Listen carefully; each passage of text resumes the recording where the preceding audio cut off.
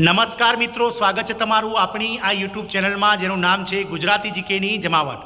મિત્રો, આજના વિડીયોમાં આપણે વાત કરવા જઈ રહ્યા છીએ। આપ સૌ જાણો છો તે પ્રમાણે કેન્દ્ર સરકાર દ્વારા 1 જાન્યુઆરી 2004 પછી કેન્દ્ર સરકારની સેવામાં જોડાયેલા તમામ કર્મચારીઓ માટે જૂની પેન્શન યોજના એટલે કે ઓપીએસ બંધ કરી અને નવવર્ધિત પેન્શન યોજના એટલે કે એનપીએસને અમલમાં મૂકેલ છે। કેન્દ્ર સરકારના ધોરણે વિવિધ રાજ્ય સરકારો દ્વારા પણ જે છે તે મિત્રો તેમના રાજ્ય સરકારના વિવિધ કર્મચારીઓ માટે એનપીએસ લાગુ કરી અને ઓપીએસ બંધ કરી દીધી હતી, જે અંતર્ગત મિત્રો 1 જાન્યુઆરી 2005 પછી ભરતી થયેલા તમામ કર્મચારીઓ માટે ગતરોજ એક અતિ મહત્વનો પરિપત્ર નાણાં વિભાગ દ્વારા જાહેર કરવામાં આવ્યો છે। જાણીએ વિડીયોમાં વિગતવાર કે રાજ્ય સરકારના કર્મચારીઓ કે જેઓની નિમણૂક 1 જાન્યુઆરી 2005 પછી થઈ છે અને જેઓ એનપીએસના કર્મચારી છે તો એનપીએસને અંતર્ગત જે છે તે મહત્વનો જે છે નિર્દેશ જારી કરવામાં આવે છે, જે તમામ કર્મચારીઓએ ધ્યાન આપીને વાંચવો જરૂરી છે। તો જાણીએ વિડીયોમાં વિગતવાર કે આ જે પરિપત્ર જાહેર થયો છે, આદેશ જારી થયો છે, તે શેના વિશે છે। તો વિડીયોમાં આપ અંત સુધી બન્યા રહો અને જો ચેનલમાં તમે નવા હોય તો અમારી ચેનલને મિત્રો તમે સબસ્ક્રાઇબ કરી બાજુમાં રહેલું બેલ આઇકોન દબાવી ઓલ નોટિફિકેશન ઓન કરો, જેથી કરીને ચેનલ પર મૂકવામાં આવતા વિવિધ ભરતીઓના નોટિફિકેશન, વિવિધ ભરતીઓના પરિણામ, જીકેના વિડીયો અને સરકારી કર્મચારી પેન્શનર્સ યોજનાને લગતા પરિપત્રો તમને સરળતાથી ચેનલના માધ્યમથી ઉપલબ્ધ થઈ જાય। તો 1 જાન્યુઆરી 2005 પછીના ભરતી થયેલા એનપીએસ કર્મચારીઓ માટે જાહેર કરાયો મહત્વનો આદેશ, તમામ કર્મચારીઓએ ધ્યાન આપવું જરૂરી છે। મધ્યપ્રદેશ સરકારની વાત કરીએ તો મધ્યપ્રદેશ રાજ્ય સરકાર દ્વારા રાજ્ય સરકાર હેઠળ 1 જાન્યુઆરી 2005ના રોજ અથવા તે પછી નિયુક્તિ કરાયેલ કર્મચારીઓ માટે એનપીએસ લાગુ કરવામાં આવી છે। આ યોજના હેઠળ કર્મચારીઓનું પેન્શન દર મહિને એક નિશ્ચિત યોગદાનની રકમ જમા કરવામાં આવી છે। આ રકમનું રોકાણ વિવિધ પેન્શન ફંડ મેનેજરો દ્વારા કરવામાં આવે છે, જેથી કર્મચારીઓને નિવૃત્તિ પછી ખાતરીપૂર્વકનું પેન્શન મળી શકે। હવે એનપીએસમાં સમાવિષ્ટ મધ્યપ્રદેશ રાજ્ય સરકારના કર્મચારીઓ તેમની પસંદગી મુજબ ફંડ મેનેજર, પેન્શન ફંડ મેનેજરની પસંદ કરી શકશે અને રોકાણ કરી શકે છે।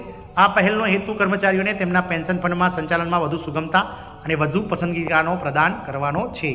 ભારત સરકારની સૂચનાઓને પગલે 31 જાન્યુઆરી 2019ના રોજ ભારત સરકાર દ્વારા જારી કરાયેલા સૂચના હેઠળ કેન્દ્ર સરકારના એનપીએસ કર્મચારીઓ માટે પેન્શન ફંડ અને રોકાણ પ્રક્રિયામાં ઘણા વધારાના વિકલ્પો આપવામાં આવ્યા હતા।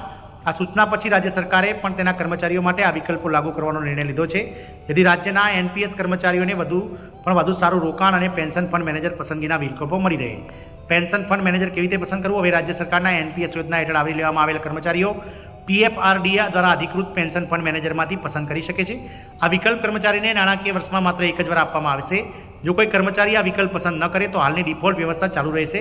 આ વિકલ્પ કર્મચારીઓને તેમના પેન્શન ફંડના સંચાલનમાં વધુ નિયંત્રણ અને પારદર્શિતા પ્રદાન કરે છે, જેનાથી તેઓની તેમના નાણાકીય આયોજનને વધુ સારી રીતે સંચાલિત કરી શકે છે। રોકાણ પદ્ધતિ વિકલ્પો તે એનપીએસ હેઠળ કર્મચારીઓને તેમની રોકાણ પસંદગી પસંદ કરવા માટેના વિકલ્પો પણ આપવામાં આવશે।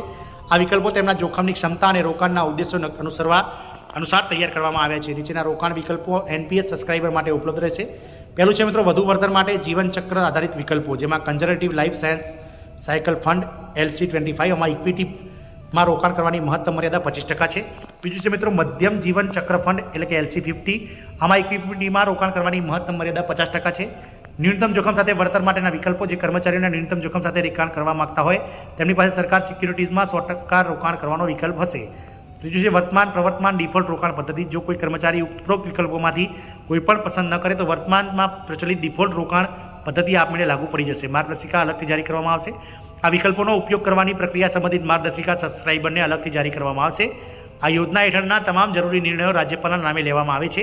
આમ મધ્યપ્રદેશ રાજ્ય સરકારે એનપીએસ કર્મચારીઓ માટે રોકાણ અને ફંડ મેનેજરની પસંદગીની પ્રક્રિયા વધુ લવચીક અને અનુકૂળ બનાવી છે। આ યોજના લાવવાનો હેતુ આ યોજનાનો સૌથી મોટો ઉદ્દેશ છે કે કર્મચારીઓને તેમના પેન્શન ફંડના સંચાલનમાં વધુ સ્વતંત્રતા અને સુગમતા મળશે।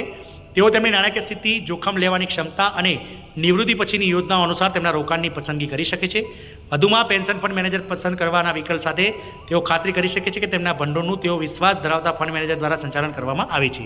આ મિત્રો મધ્યપ્રદેશ સરકાર દ્વારા જે છે રાજ્યના કર્મચારીઓ માટે અતિ મહત્વનો લાભ લેવામાં આવે છે અને એનપીએસ અંતર્ગત 1 જાન્યુઆરી 2005 પછીના કર્મચારીઓને હવે તેમના પેન્શન ફંડ મેનેજરને સિલેક્ટ કરવાનું લઈ અને મિત્રો મહત્વનો વિકલ્પ આપવામાં આવ્યો છે। જય હિન્દ, અસ્તુ।